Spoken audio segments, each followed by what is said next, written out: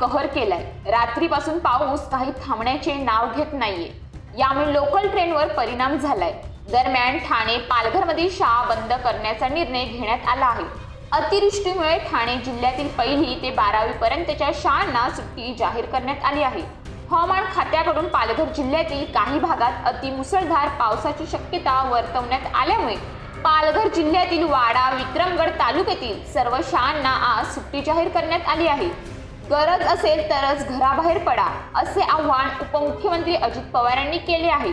पुण्यात सुरू असलेल्या अतिवृष्टीच्या पार्श्वभूमीवर आज सकाळी जिल्हाधिकारी तथा जिल्हा आपत्ती निवारण प्राधिकरणाचे प्रमुख सुहास दिवसे यांच्याशी दूरध्वनीवरून त्यांनी चर्चा केली।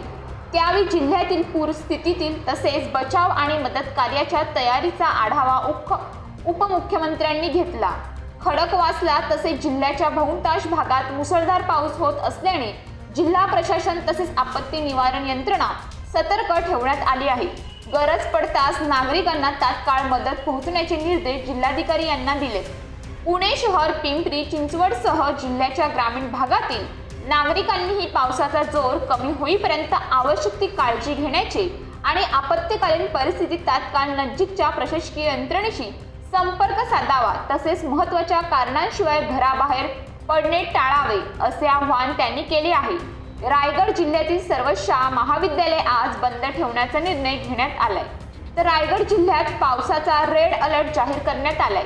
सावित्री, कुंडलिका आणि अंबा या नद्यांनी धोका पातळी ओलांडली आहे।